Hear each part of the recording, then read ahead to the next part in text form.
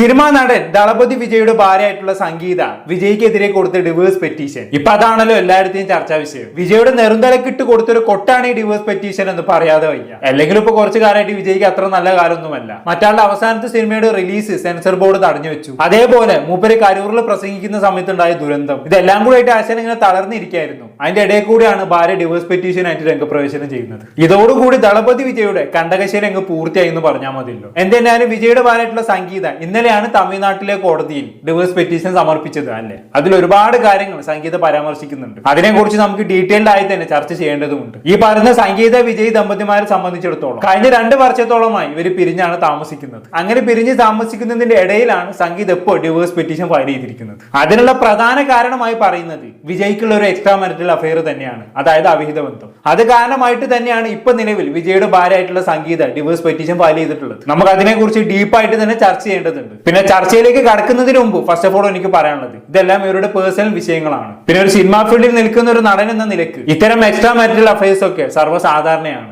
നമ്മൾ എത്രയോ കേട്ട് കഴിഞ്ഞു അല്ലെ ഇത്തരം ബന്ധങ്ങളെ കുറിച്ച്. അതുകൊണ്ട് തന്നെ നമ്മൾ മലയാളികളെ സംബന്ധിച്ചിടത്തോളം ഇത് അത്ര വലിയ പുത്തിരായിട്ടുള്ള കാര്യമൊന്നുമല്ല. പക്ഷെ തമിഴന്മാരെ സംബന്ധിച്ചിടത്തോളം അങ്ങനെയല്ല കാര്യങ്ങൾ. അവർ സിനിമാ നടന്മാരെ എല്ലാം ദൈവത്തിന്റെ സ്ഥാനത്ത് കാണുന്ന ആൾക്കാരാണ്. അതിനെക്കുറിച്ച് ഞാൻ പ്രത്യേകിച്ച് പറഞ്ഞേണ്ട ആവശ്യമില്ലല്ലോ. സിനിമാ നടന്മാരോട് ഭയങ്കര ഡീപ്പ് ഇമോഷൻസ് കൊണ്ട് നടക്കുന്ന ആൾക്കാരാണ് ഈ പറയുന്ന തമിഴന്മാരെന്ന് പറയുന്നത്. അങ്ങനെയുള്ള അവരെ സംബന്ധിച്ചിടത്തോളം ഒരു സിനിമാ നടനെ അവർ ഇഷ്ടപ്പെട്ട് കഴിഞ്ഞാണെങ്കിൽ ആ നടന്റെ കരിയറിനെ പോലെ തന്നെ ആ നടന്റെ പേഴ്സണൽ ലൈഫിലേക്കും അവർ നന്നായി ഉറ്റുനോക്കുന്നതായിരിക്കും. അതായത് ആ നടന്റെ പേഴ്സണൽ ലൈഫും കൂടി നീറ്റായിരിക്കണം. പക്ഷം അത് ഭയങ്കര പ്രശ്നമാണ്. അപ്പൊ ഞാൻ പറഞ്ഞു വരുന്നത്, ഈ തമിഴന്മാരെന്ന് പറയുന്നത് അവർ ഇഷ്ടപ്പെടുന്ന നടന്മാരുടെ കുടുംബത്തിനും കൂടി പ്രാധാന്യം കൊടുക്കുന്ന ആൾക്കാരാണ്. അത് നിങ്ങൾക്ക് മനസ്സിലാകണമെന്നുണ്ടെങ്കിൽ നിങ്ങൾ ഒരു തമിഴ്നാട്ടിൽ നടക്കുന്ന അവാർഡ് ഫംഗ്ഷനും കേരളത്തിൽ നടക്കുന്ന ഒരു അവാർഡ് ഫംഗ്ഷനും കൂടി എടുത്ത് നോക്കിയാൽ മതി. ഒരുപാട് ഡിഫറൻസ് അതിൽ കാണാൻ പറ്റും. ഇപ്പൊ തമിഴ്നാട്ടിൽ ഒരു അവാർഡ് ഫംഗ്ഷൻ നടക്കുകയാണെങ്കിൽ അതിൽ പങ്കെടുക്കുന്ന നടീ നടന്മാരുടെ ഫാമിലിയെ ഈ പറയുന്ന അവിടുത്തെ ആൾക്കാർ ഉറ്റുനോക്കും. ഒരു നടൻ അല്ലെങ്കിൽ ഒരു നടി അവിടുത്തെ അവാർഡ് ഫംഗ്ഷന് വരുന്ന സമയത്ത് അവരുടെ കൂടെ അവരുടെ പാർട്ണറും മക്കളും ഒക്കെ വരുന്നുണ്ട് എന്നുള്ളത് അവർ നോക്കും. പക്ഷെ ഇവിടെ അങ്ങനെയാണോ? നമ്മൾ മമ്മൂട്ടി മോഹൻലാലും ഒരു അവാർഡ് ഫംഗ്ഷന് പങ്കെടുക്കുന്ന സമയത്ത് മമ്മൂട്ടിയുടെ ഭാര്യ വന്നിട്ടുണ്ടോ, മോഹൻലാലിന്റെ ഭാര്യ വന്നിട്ടുണ്ടോ എന്ന് നമ്മൾ നോക്കാറുണ്ടോ? മമ്മൂട്ടി മോഹൻലാലും വന്നോന്ന് മാത്രമേ നമ്മൾ നോക്കത്തുള്ളൂ. അതാണ് നമ്മൾ അവരും തമ്മിലുള്ള ഡിഫറൻസ്. ഞാനൊരു ഉദാഹരണം പറഞ്ഞെന്നുള്ളൂ കേട്ടോ. അപ്പൊ ഞാൻ പറഞ്ഞു വരുന്നത്, ഈ തമിഴന്മാരെന്ന് പറയുന്നത് അവർ ഇഷ്ടപ്പെടുന്ന നടന്മാരുടെ പേഴ്സണൽ ലൈഫിന് ഒരുപാട് ഇമ്പോർട്ടൻസ് കൊടുക്കുന്ന ആൾക്കാരാണ്. അങ്ങനെ ഒരു സമൂഹത്തിന് മുന്നിലേക്കാണ് അവിടുത്തെ ഏറ്റവും വലിയ സൂപ്പർ സ്റ്റാറിന്റെ ഭാര്യ ഒരു ഡിവോഴ്സ് പെറ്റീഷനുമായി രംഗത്ത് വരുന്നത്. അതും ആ സൂപ്പർ സ്റ്റാറിനെതിരെ അവിഹിത ബന്ധം ആരോപിച്ചുകൊണ്ട് രംഗത്ത് വരുന്നത്. അങ്ങനെ വരുന്ന സമയത്ത് അത് വിജയ് ദളപതി എന്ന് പറയുന്ന ഒരു നടനെ എത്രത്തോളം ബാധിക്കുമെന്നുള്ളത് ഞാനിനി പറയാതെ തന്നെ നിങ്ങൾക്ക് മനസ്സിലായി കാണുമല്ലോ. പിന്നെ ഇപ്പൊ നിലവിൽ വിജയ് പുതിയൊരു രാഷ്ട്രീയ പാർട്ടി കൂടി രൂപീകരിച്ചിട്ടുണ്ട്. അതെല്ലാവർക്കും അറിയാലോ. തമിഴക വെട്രി കഴകം എന്നതാണ് ആ രാഷ്ട്രീയ പാർട്ടിയുടെ പേര്. പാർട്ടി രൂപീകരിക്കപ്പെട്ടു കുറഞ്ഞ കാലം കൊണ്ട് തന്നെ വളരെ പോപ്പുലർ ആയി മാറിയ ഒരു രാഷ്ട്രീയ പാർട്ടി ആയിരുന്നു അത്. തമിഴ്നാട്ടിൽ നടന്ന കഴിഞ്ഞ ഇലക്ഷനിലൊക്കെ ഈ പറയുന്ന ദളപതിയുടെ രാഷ്ട്രീയ പാർട്ടിയിൽ നിന്നും ഒരുപാട് ആളുകൾ മത്സരിച്ചിട്ടുണ്ടായിരുന്നു. അതിൽ കുറച്ചു പേർക്ക് സീറ്റ് ലഭിച്ചിട്ടുണ്ടായിരുന്നു. ഒരു പുതിയൊരു പാർട്ടി രൂപീകരിക്കപ്പെട്ടു. അതിലെ കുറച്ച് സ്ഥാനാർത്ഥികൾ മത്സരിച്ച ആദ്യ ഇലക്ഷനിൽ തന്നെ കുറച്ച് പേർക്ക് സീറ്റ് കിട്ടുക എന്ന് പറഞ്ഞു കഴിഞ്ഞാണെങ്കിൽ അത് വലിയൊരു കാര്യം തന്നെയാണ് അല്ലെ. ആ രീതിയിൽ വലിയ മുന്നേറ്റം നടത്തിയ പാർട്ടിയായിരുന്നു വിജയ് ദളപതിയുടെ പാർട്ടി. അങ്ങനെ ആ പാർട്ടിയുടെ കീഴിൽ അടുത്ത ഇലക്ഷനിൽ ദളപതി മത്സരിക്കാൻ പോകുന്നതിന്റെ അടുക്കാണ് ഇങ്ങനെ ഒരു ഡിവോഴ്സ് പെറ്റീഷനുമായി വിജയുടെ ഭാര്യ രംഗപ്രവേശനം ചെയ്യുന്നത്. അപ്പൊ അങ്ങനെ നോക്കുന്ന സമയത്ത് കാര്യങ്ങളെല്ലാം കൂട്ടി വായിക്കുമ്പോൾ ഇതൊരു രാഷ്ട്രീയ പ്രേരിതമായി നടത്തിയ ഒരു ഡിവോഴ്സ് പെറ്റീഷൻ ആണെന്നും കൂടി പറയാതെ വയ്യ. ഇല്ല എന്നുണ്ടെങ്കിൽ നിങ്ങളൊന്ന് നോക്കി, ഞാൻ തുടക്കത്തിൽ പറഞ്ഞല്ലോ, ഈ പറഞ്ഞ വിജയ് ദളപതിയും സംഗീതയും കഴിഞ്ഞ 2 വർഷത്തോളമായി പിരിഞ്ഞാണ് താമസിക്കുന്നത്. ഈ 2 വർഷം പിരിഞ്ഞ് താമസിക്കുന്നതിനിടയിൽ ഒരിക്കൽ പോലും വിജയുടെ ഭാര്യയായിട്ടുള്ള സംഗീത ഇങ്ങനെ ഒരു ഡിവോഴ്സ് പെറ്റീഷനുമായി രംഗപ്രവേശനം ചെയ്തിട്ടില്ല. ഈ 2 വർഷത്തിനടുക്ക് ആദ്യമായിട്ടാണ് ഒരു ഡിവോഴ്സ് പെറ്റീഷനുമായി സംഗീത രംഗത്ത് വരുന്നത്. അതും കൃത്യമായി ഈ പറയുന്ന വിജയ് സ്ഥാനാർത്ഥിയായി മത്സരിക്കുന്ന അതേ സമയത്ത് തന്നെ. അപ്പൊ തന്നെ നിങ്ങൾക്ക് മനസ്സിലാക്കാമല്ലോ ഇത് രാഷ്ട്രീയ പ്രേരിതമായി ചെയ്തൊരു സംഭവമാണെന്നുള്ളത്. ഇനി ഇവിടെ ഒറ്റൊരു കാര്യം മാത്രമേ അറിയാനുള്ളൂ. സംഗീത സ്വന്തം ഇഷ്ടപ്രകാരമാണ് ഇപ്പൊ നിലവിൽ ഇങ്ങനെ ഒരു ഡിവോഴ്സ് പെറ്റീഷനുമായി രംഗത്ത് വന്നത്. അതായത് തനിക്കിട്ടൊരു പണി തന്നതല്ല തന്റെ ഭർത്താവ്, അപ്പൊ പിന്നെ കിടക്കട്ടെ ഈ ഒരു സമയത്ത് ഒരു കൊട്ട് എന്നുള്ള രീതിയിൽ രംഗത്ത് വന്നതാണോ, അതല്ലെങ്കിൽ ഏതെങ്കിലും രാഷ്ട്രീയ പാർട്ടിയുടെ പ്രേരണ മൂലം രംഗത്ത് വന്നതാണോ എന്ന് മാത്രം അറിഞ്ഞാൽ മതി. അങ്ങനെയും സംഭവിക്കാലോ. ഏതെങ്കിലും രാഷ്ട്രീയ പാർട്ടി സംഗീതയെ അപ്രോച്ച് ചെയ്ത് നിങ്ങൾ ഇപ്പൊ നിലവിൽ ഈ പറഞ്ഞ ദളപതിക്കെതിരെ ഒരു ഡിവോഴ്സ് പെറ്റീഷൻ ഫയൽ ചെയ്യണം എന്നൊരു അഭ്യർത്ഥന അവർക്ക് നടത്താമല്ലോ. അത് കാരണം വിജയ് അടിച്ചൊതുക്കാമല്ലോ. അങ്ങനെയും സംഭവിക്കാം. എന്തായാലും ഇതിന്റെ എല്ലാം സത്യാവസ്ഥ എന്തായാലും ഉടനെ വൈകാതെ തന്നെ പുറത്തു വരും. എന്തെന്നായാലും ഐ റിപ്പീറ്റ് അഗൈൻ, ഇതൊരു രാഷ്ട്രീയ പ്രേരണ മൂലം സംഭവിച്ച ഒരു ഡിവോഴ്സ് പെറ്റീഷൻ തന്നെയാണ്. അതിൽ യാതൊരു സംശയവും വേണ്ട. ഇനി സംഗീത വിജയ്ക്കെതിരെ ഫയൽ ചെയ്ത ഡിവോഴ്സ് പെറ്റീഷനിൽ എന്തൊക്കെയാണ് പരാമർശിക്കുന്നത് എന്നൊക്കെ ഉള്ള കാര്യങ്ങൾ നമുക്ക് നോക്കാം. ഈ ഡിവോഴ്സ് പെറ്റീഷനിൽ പ്രധാനമായും സംഗീത എടുത്തു പറയുന്നത് അഡൾട്ടറി കോസ് ആണ്, അതായത് അവിഹിത ബന്ധം. നമുക്ക് എന്നാലും ഇതുമായി ബന്ധപ്പെട്ട് ഇന്നലെ ന്യൂസ് 8 വന്ന ന്യൂസ് ഒന്ന് കണ്ടുനോക്കാം. ഏപ്രിൽ 20 ഹാജരാകണം, ഇൻ പേഴ്സൺ തന്നെ വിജയ് ഹാജരാകണം എന്നുള്ള നിർദ്ദേശമാണ് വന്നിരിക്കുന്നത്. പക്ഷേ നമ്മുടെ കയ്യിൽ ഇപ്പോൾ ചെങ്കൽപ്പേട്ട് കുടുംബ കോടതിയിൽ സംഗീത ഫയൽ ചെയ്തിരിക്കുന്ന ഹർജിയാണ് നമ്മുടെ കയ്യിലുള്ളത്. ഏറ്റവും പ്രധാനപ്പെട്ട വാർത്ത തന്നെയാണ് ഈ നിമിഷം.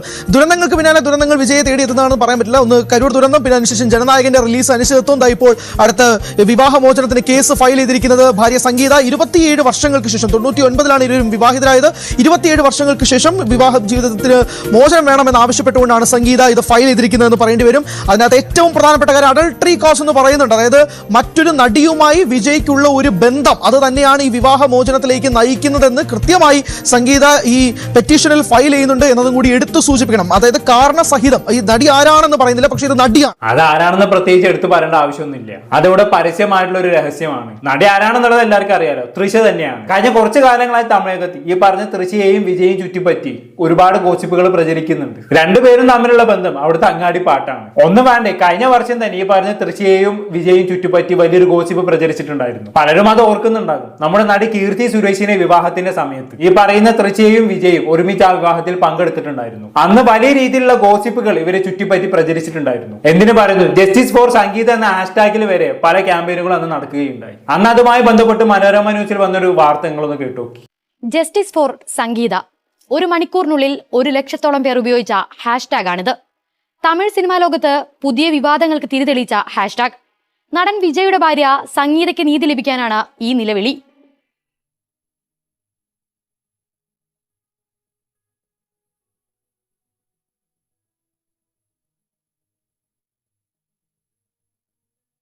തമിഴ് സിനിമാ താരങ്ങളായ വിജയും തൃഷയും ഒന്നിച്ച് യാത്ര ചെയ്ത ദൃശ്യങ്ങളാണ് വിവാദത്തിന് വഴിവെച്ചത്. 2 ദിവസങ്ങൾക്ക് മുമ്പ് ഗോവയിൽ വെച്ച് നടന്ന കീർത്തി സുരേഷ് ആന്റണി തട്ടിൽ വിവാഹത്തിനാണ് ഇരുവരും ഒന്നിച്ചെത്തിയത്. എയർപോർട്ടിൽ നിന്നുള്ള ഇരുവരുടെയും വീഡിയോ സമൂഹ മാധ്യമങ്ങളിൽ വൈറലായിരുന്നു. തുടർന്ന് ഫ്ലൈറ്റിലേക്ക് കയറുന്നതും അവിടെ നിന്നും കാറിൽ പുറപ്പെടുന്നതുമായ ദൃശ്യങ്ങളും മറ്റും എക്സ് പ്ലാറ്റ്ഫോമിലൂടെ വ്യാപകമായി പ്രചരിച്ചു. തൃഷയും വിജയും തമ്മിൽ പ്രണയത്തിലാണെന്നും വിജയ് സംഗീതയെ ചതിക്കുകയാണെന്നുമാണ് ഇക്കൂട്ടരുടെ വാദം.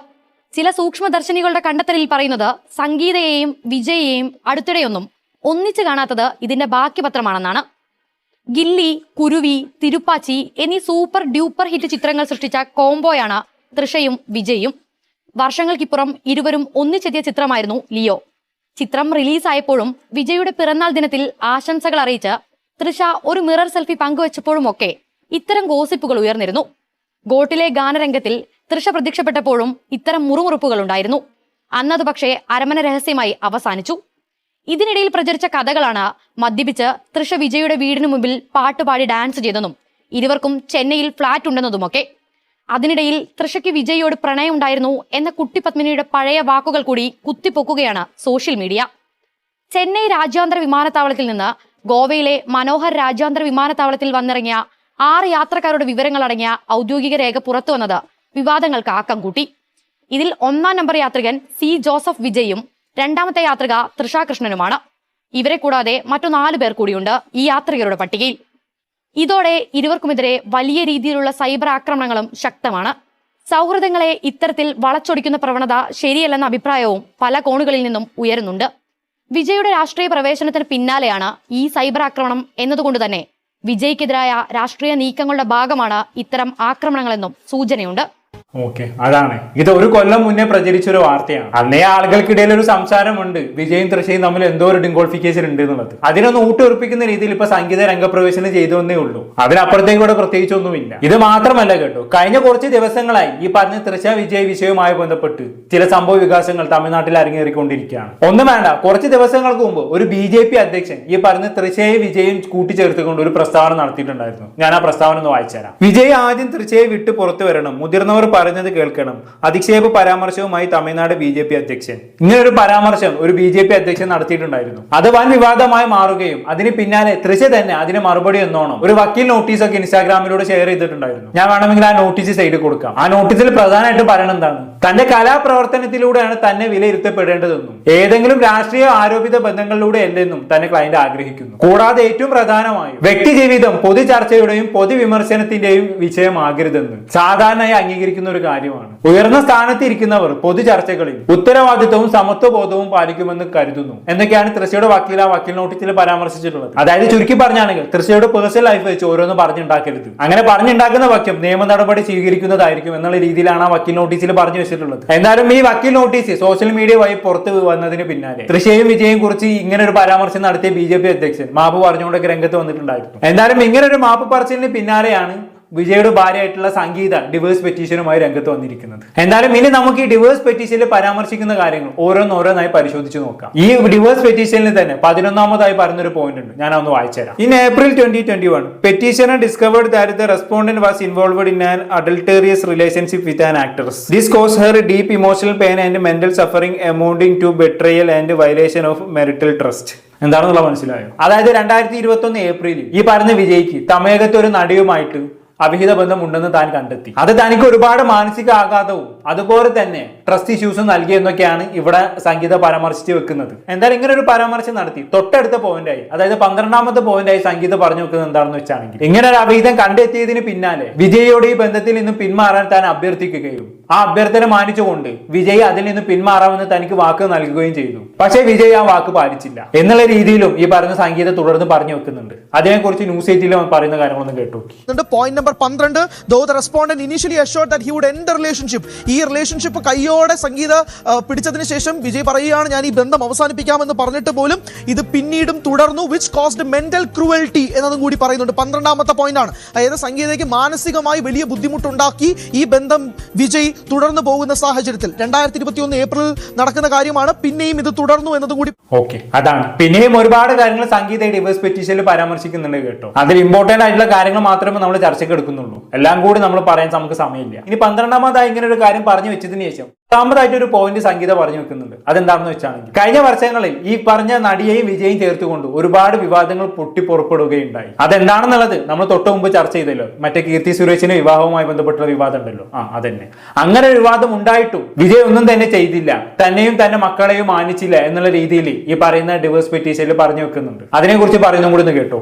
19ാമത്തെ point, in 2024 the respondents continued adulterous conduct and repeated social media controversies caused constant mental torture to the petitioner. എല്ലാ രീതിയിലും ഈ ബന്ധം തുടരുന്നതും ഈ സോഷ്യൽ മീഡിയയിൽ ഇതുപോലുള്ള കോൺട്രവേഴ്സികളും ഒക്കെ തന്നെ ഇത് വരുന്നു. ഓക്കെ, അതാണ് അങ്ങനെ നീളുന്ന കാര്യങ്ങൾ. ഞാൻ ഈ പറയുന്നതിന് കൂട്ടത്തിൽ തന്നെ ഈ ന്യൂസ് ക്ലിപ്പുകൾ ഇട്ട് കാണിക്കുന്നത് എന്തിനാണെന്ന് വെച്ചാണെങ്കിൽ, ഞാൻ പറയുന്ന കാര്യങ്ങൾ വിശ്വാസയോഗ്യമാണെന്ന് നിങ്ങളെ കാണിക്കാൻ വേണ്ടിയാണ് കേട്ടോ. ഞാനിങ്ങനെ തെളിവുകൾ കാണിക്കാന്ന് പറയുന്ന പക്ഷം ഞാൻ തട്ടിവിടാണെന്ന് നിങ്ങൾ വിചാരിക്കും. അത് ഒഴിവാക്കാൻ വേണ്ടിയിട്ടാണ് ഓരോ കാര്യങ്ങളും ഞാൻ ന്യൂസ് ക്ലിപ്പ് കാണിച്ച് ഇങ്ങനെ പറഞ്ഞു വരുന്നത്. എനിവേ, ഇങ്ങനെ നീളുന്നു സംഗീത കൊടുത്ത ഡിവേഴ്സ് പെറ്റീഷൻ എന്ന് പറയുന്നത്. ഇനി ഇതൊക്കെ കഴിഞ്ഞ ഒരു കാര്യം കൂടി സംഗീത പറഞ്ഞു വെക്കുന്നുണ്ട്. അതായത് ഈ പറഞ്ഞ സംഗീതയും വിജയും തമ്മിൽ കഴിഞ്ഞ 2 വർഷത്തോളമായി പിരിഞ്ഞാണല്ലോ താമസിക്കുന്നത്. ഇങ്ങനെ പിരിഞ്ഞ് താമസിച്ചിട്ടു കഴിഞ്ഞ 6 മാസമായി തങ്ങൾക്കിടയിലുള്ള പ്രശ്നങ്ങൾ പരിഹരിക്കാൻ വേണ്ടി വിജയ് ഒന്നും തന്നെ ചെയ്തില്ല എന്നും കൂടി സംഗീത പറഞ്ഞു വെക്കുന്നുണ്ട്. മാത്രവുമല്ല, ഈ പ്രമുഖ നടിയുമായിട്ടുള്ള അവിഹിതം പൊക്കിയതിന് പിന്നാലെ തന്നെ പബ്ലിക് വേദിയിലേക്ക് കൊണ്ടുവരുന്നതും ഫാമിലി ഫംഗ്ഷനിലേക്ക് കൊണ്ടുപോകുന്നതും ഒക്കെ വിജയ് നിർത്തി എന്നും ഈ പറഞ്ഞ സംഗീത പറഞ്ഞു വെക്കുന്നുണ്ട്. അത് സത്യമായിട്ടുള്ള കാര്യമാണ്. ഇപ്പൊ കഴിഞ്ഞ വർഷങ്ങളിൽ വിജയ് പങ്കെടുത്ത അവാർഡ് ഫംഗ്ഷനൊക്കെ എടുത്ത് നോക്കിക്കഴിഞ്ഞാൽ നിങ്ങൾക്ക് മനസ്സിലാക്കും, വിജയ് ഒറ്റയ്ക്കാണ് അവാർഡ് ഫംഗ്ഷനിലൊക്കെ പങ്കെടുത്തിട്ടുള്ളത്, ഫാമിലിയെ കൂടെ കൊണ്ടുവരാറില്ലായിരുന്നു. എന്തായാലും ഇതെല്ലാം കഴിഞ്ഞ് അവസാനം ഒരു കാര്യം കൂടി സംഗീത ഡിവേഴ്സ് പെറ്റീഷനിൽ പറഞ്ഞു വെക്കുന്നുണ്ട്.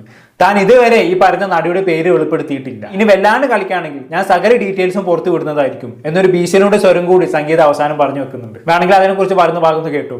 ഒരു പോയിന്റ് കൂടി ഉണ്ട്. 17ാമത്തത്, the respondents continued open association with the actress caused emotional agony to the petitioner and embarrassment to the children among their friends, social circle and on social media. ഇതാണ് ഞാൻ പറഞ്ഞ പോയിന്റ്. മക്കൾക്കുൾപ്പെടെ ഫ്രണ്ട്സിനും social സർക്കിളിന്റെ ഇടയിലും social മീഡിയയിലും ഇടയിലും 17ാമത്തെ point ആയിട്ടാണ് mention ചെയ്തിരിക്കുന്നത് എന്നും കൂടി പറയേണ്ടി വരും.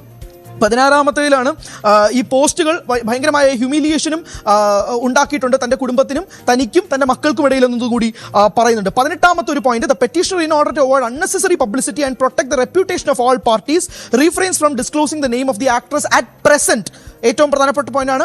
നിലവിൽ ഈ പെറ്റീഷണറിന് 18ാമത്തെ പോയിന്റിന്റെ ഫസ്റ്റ് സ്റ്റേറ്റ്മെന്റ് ആണ്, ഈ നടിയുടെ പേര് നിലവിൽ തൽക്കാലം വെളിപ്പെടുത്താൻ ബുദ്ധിമുട്ടുണ്ട് എന്നതും കൂടി പറയുന്നു. However, the petitioner reserves her right and undertakes to implead the said actress as second respondent in the main petition if such burden of proof is imposed on the petitioner by the respondent during the proceedings. ചോദ്യം ചെയ്യപ്പെട്ടാൽ ഈ നടി ആരാണെന്ന് തനിക്ക് വെളിപ്പെടുത്തേണ്ടി വരും എന്നത് 18ാമത്തെ പോയിന്റിൽ എഴുതി വെച്ചിട്ടുണ്ട്. ഓക്കെ, അതാണ്. വല്ലാണ്ട് കളിക്കാൻ നിൽക്കണ്ട. വല്ലാണ്ട് കളിച്ചു കഴിഞ്ഞാണെങ്കിൽ ഞാൻ പേര് സഹിതം ഡീറ്റെയിൽസ് മൊത്തം പുറത്തു വിടുന്നതായിരിക്കും എന്നാണ് അവസാനം പറഞ്ഞു വെക്കുന്നത്. എന്തായാലും ഇത്രയൊക്കെയാണ് സംഗീത ഫയൽ ചെയ്ത ഡിവേഴ്സ് പെറ്റീഷനിൽ പരാമർശിക്കുന്ന പ്രധാനപ്പെട്ട പോയിന്റുകൾ എന്ന് പറയുന്നത്. എല്ലാം നിങ്ങൾക്ക് മനസ്സിലായി കാണുമെന്ന് വിചാരിക്കുന്നു. എന്നാൽ ഇങ്ങനെ ഒരു ഡിവേഴ്സ് പെറ്റീഷൻ ഫയൽ ചെയ്തതിന് പിന്നോടിയായി അടുത്ത ഏപ്രിൽ 12 ഈ പറഞ്ഞ വിജയോട് കോടതിയിൽ ഹാജരാകാൻ വേണ്ടി കോടതി നിർദ്ദേശിച്ചിട്ടുണ്ട്. അന്ന് വിജയ് ഹാജരാകുമോ ഇല്ലയോ എന്നുള്ളത് കണ്ടു തന്നെ അറിയാം. എന്തായാലും ഈ ഡിവേഴ്സ് പെറ്റീഷൻ വിജയുടെ രാഷ്ട്രീയ ഭാവിയെ നല്ല രീതിയിൽ ബാധിക്കുമെന്നതിൽ യാതൊരു തർക്കവുമില്ല. ഇനി അത് എത്തരത്തിൽ ബാധിക്കുമെന്നുള്ളത് കണ്ടു തന്നെ അറിയാം. അപ്പൊ ഇതുവരെ ഇത്രയൊക്കെ തന്നെയുള്ള കാര്യങ്ങൾ. ഇനി എന്തെങ്കിലും അപ്ഡേറ്റ് വരുന്ന പക്ഷം നമ്മൾ അറിയിക്കുന്നതായിരിക്കും.